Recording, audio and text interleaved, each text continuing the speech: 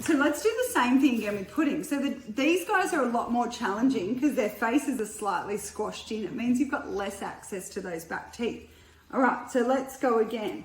The simple method is lifting the lip using one hand, and I'll just use my finger brush again for this. Using one hand to lift the gum up and back to expose the back teeth so that then you can just brush it, yeah? Some people find it easier with a toothbrush.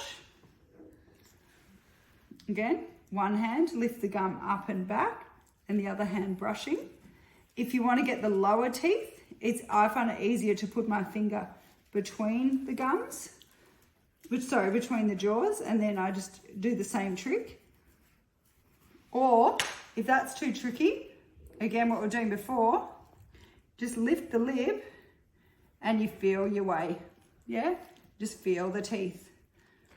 It's obviously not going to scrub them as well, but it's hard in these little dogs to put a finger brush or a toothbrush on as well as lifting the gum. So you just got to find what works for you and your dog.